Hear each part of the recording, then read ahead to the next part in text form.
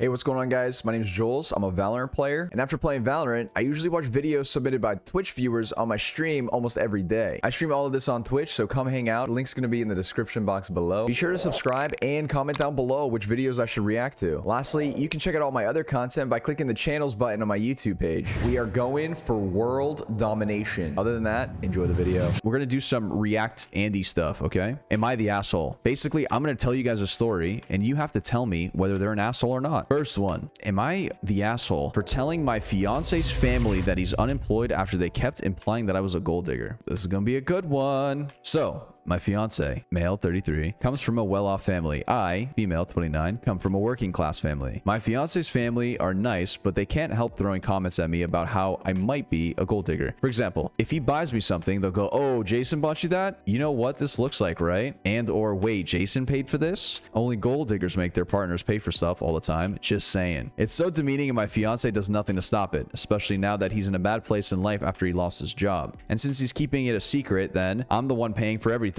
This has been going on for 4 months. Last week, his parents invited us to dinner, and he insisted that we go, so we went. At dinner table, his mom grabbed my hand literally while I was eating and looked at my bracelet and went, "Oh, this bracelet looks really nice. Did Jason pay for it?" I nodded and reminded her that he bought it for me as a birthday gift last year. She was like, wonder how much it costs. She then leaned back and said, "You know, I remember when my brother was dating this gold digger woman. She'd receive expensive stuff like this," pointing at the bracelet. I was stunned. I cut her off and asked if she meant to say that I was a gold digger. She threw her hands up and went, "I mean, if the shoe fits."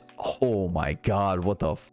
Silence took over. I looked at my fiance and he shook his head at me like, "What?" I snapped. I told her it was bold of her to imply I was a gold digger when I'm literally providing for her unemployed son for the last 4 months now. They all look shocked. She glanced at me in shock, and his dad asked if it was true, and my fiance just froze but looked so angry. An argument ensued and dinner was cut short, and we had to leave after they started berating him. He had a rage fit in the car, just yelling and lashing at me. In my defense, I said that he sat by and let his mom continually imply that I was a gold digger, but he said that they never outright called me a gold digger, so it was all in my head. And now you're gaslighting, huh? He said I still had no right to take advantage of his unfortunate circumstance to get back at his mom and expose him to the family. His parents went on about how disappointed they were, and now as a result, he got disinvited from Thanksgiving. He blew up at me because of it this morning and kept saying I screwed him over so badly when he was just an innocent bystander. Yeah. What do you guys think, chat? Low elo boyfriend.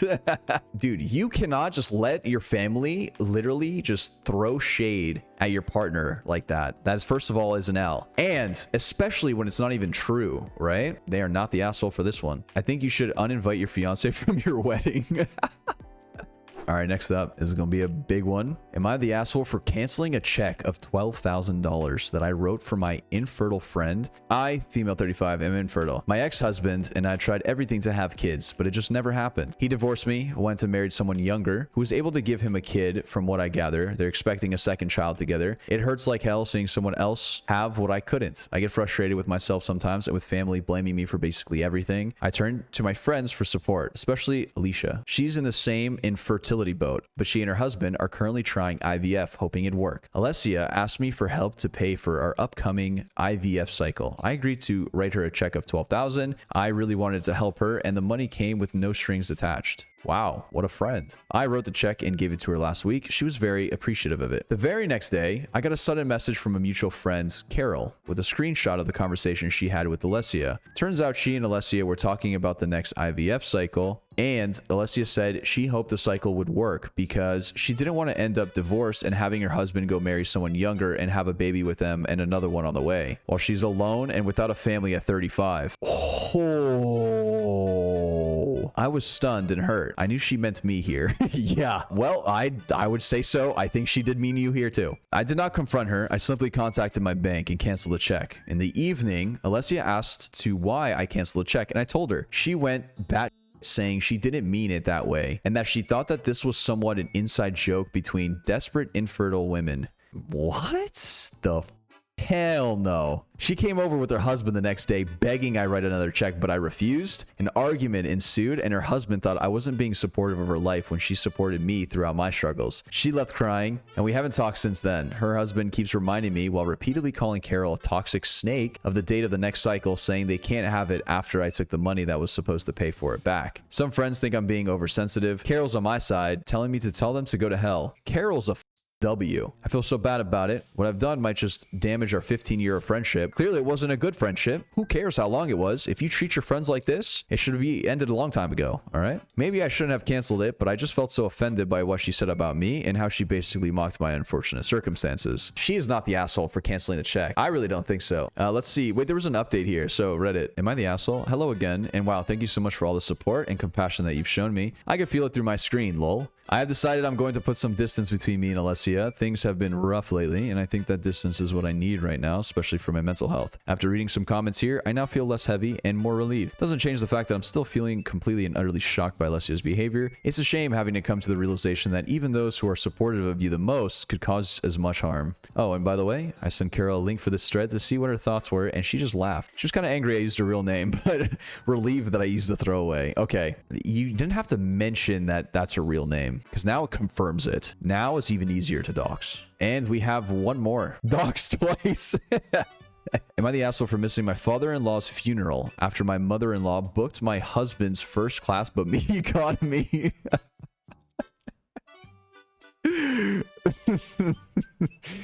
All right, well, this is going to be an interesting one. Let's get into it. Me, female, 31, and my mother-in-law don't have a close relationship. She's civil towards me, but can be a bit passive-aggressive, a bit at times, and we tend to disagree oftentimes. We live in different states. Father-in-law passed away suddenly, and mother-in-law told me and my husband to come attend the funeral. She booked their tickets to fly to her state, but the issue started when my husband told me that we couldn't sit together in the plane because his mom had booked me a first-class ticket when I got economy. I was flabbergasted by this. He urged me to suck it up and we'll talk about it later. In that moment, that particular moment, I felt so much humiliation and contempt. I feel like she was treating me as a less than even in her hard times. I decided to not go and just go back home. My husband was shocked by my decision to go home and tried to convince me to just go, but I declined. He went alone, and I ended up missing the funeral. He was livid, just calling me and texting nasty things, calling me petty and spoiled. He said that I should be grateful his mom paid for my ticket to begin with, then said that she doesn't owe me a goddamn thing.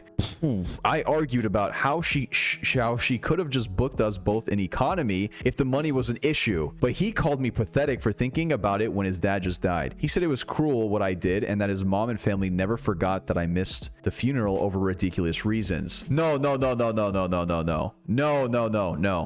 Hold on. I argued about how she could have just booked us both in economy if money was an issue, but he called me pathetic for thinking about it when his dad just died. But it's not pathetic for the mother-in-law to be thinking about this right after her husband just died. So which one's the pathetic one? She has a good-ass point here. If money was an issue, they should have both booked in economy. The fact that she booked her husband into first class, but her into economy, that's to prove a point, dude. Okay, so it is... But now I guess the argument would be, is it that she didn't go to the funeral because of this? You know, actually, yeah, it is a little bit...